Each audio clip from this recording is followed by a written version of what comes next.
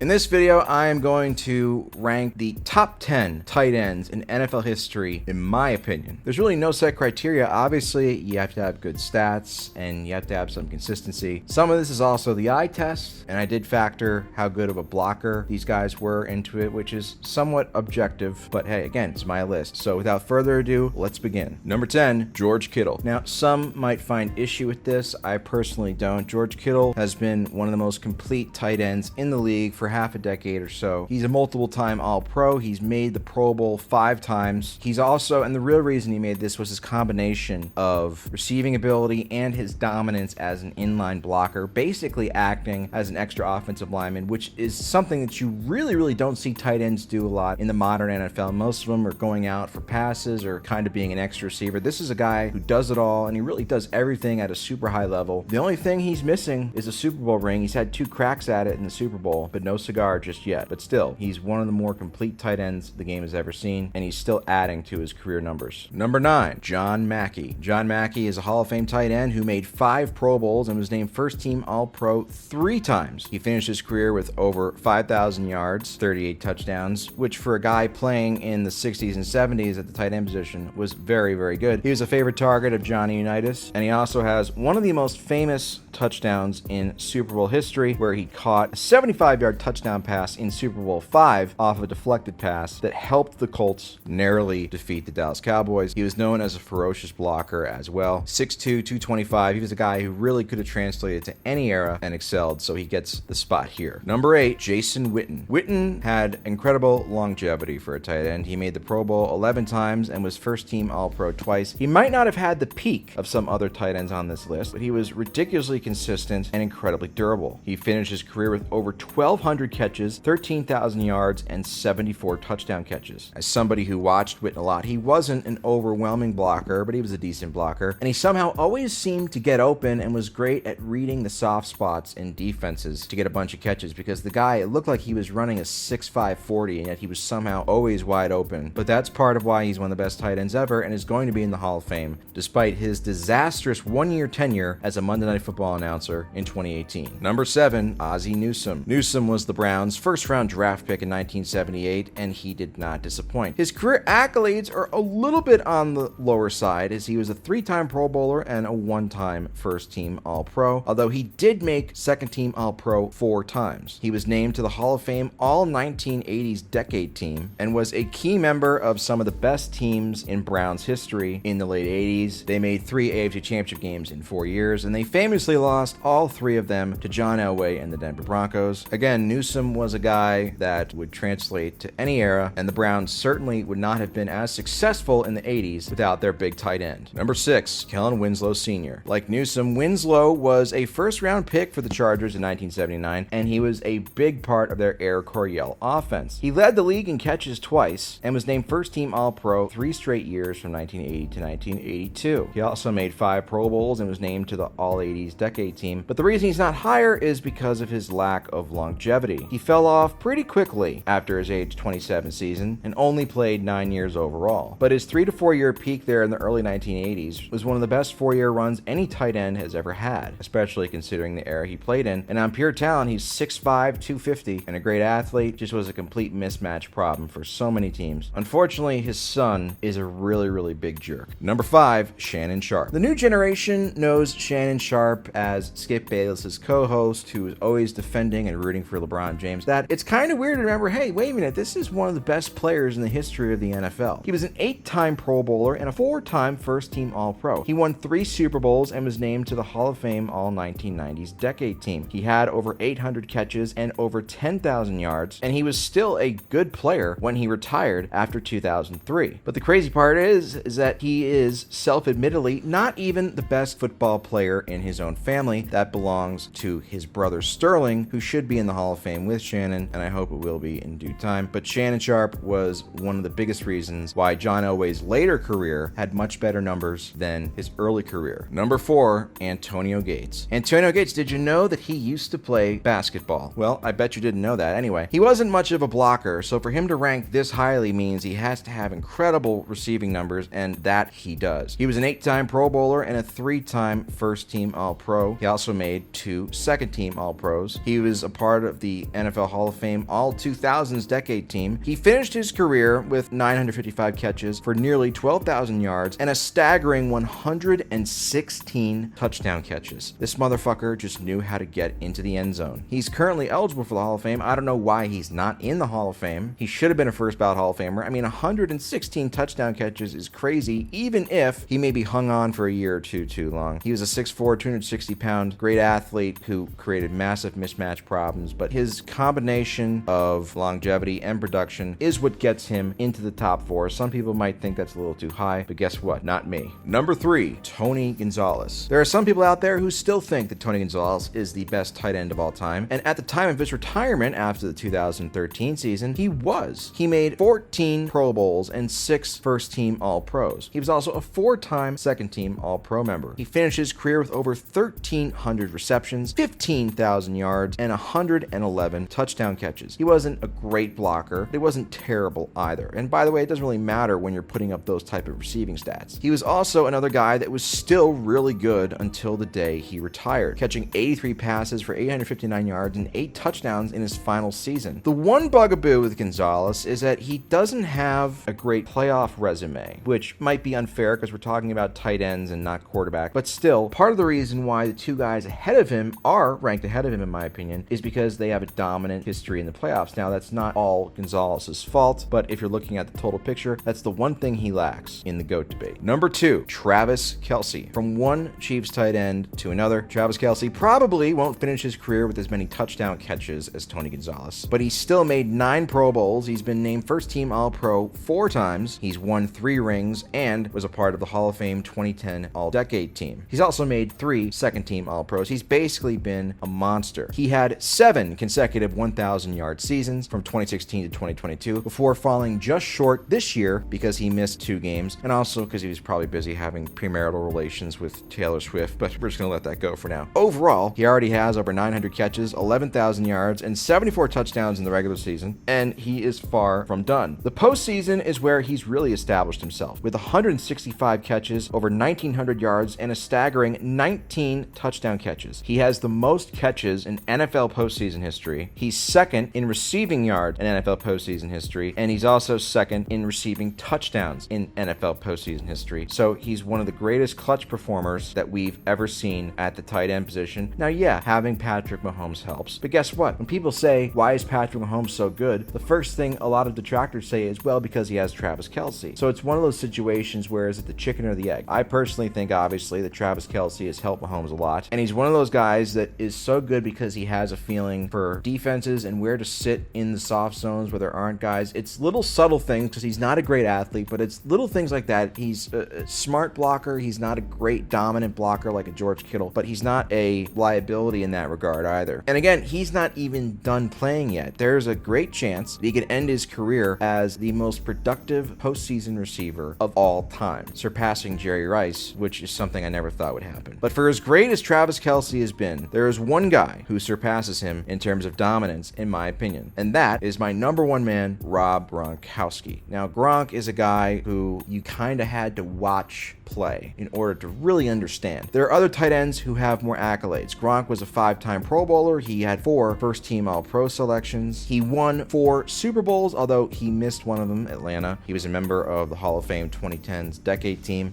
But this guy was unfucking stoppable. The only thing that he struggled with was his durability. When he was on the field at his best, there's never been a better tight end in the history of the league. I'm sorry, there just hasn't. This is from my own eyes. Despite his constant injuries and a retirement, he finished his career with 9,200 yards and 92 touchdown catches. So this is a guy, if he hadn't missed several seasons worth of games, could have easily pushed 150 or so touchdown catches. And that's not even including the postseason where he caught 15 more touchdown catches and had nearly 1,400 yards. What makes Gronk better than Kelce to me was that Gronk was a dominant blocker as well. Very similar to Kittle, but Gronk was just a monster. He was somebody that you had to game plan for. Not that you couldn't game plan for all the other guys in this list, but he literally was a game changer. It was to the point where he really looked like a man amongst boys out there physically. He would dominate people to an extent that I've never seen any other tight end do. The only thing, again, like I said, the only thing that really could stop him was health. I never really saw any defense shut him down without injuring him. You know, like he was just that guy. He's fucking 6'6", 270, had gigantic hands, great inline blocker, caught a shitload of touchdown passes. Basically, when you're talking about the perfect tight end, Rob Gronkowski is your answer. And that's why, to me, he's the best tight end in NFL history.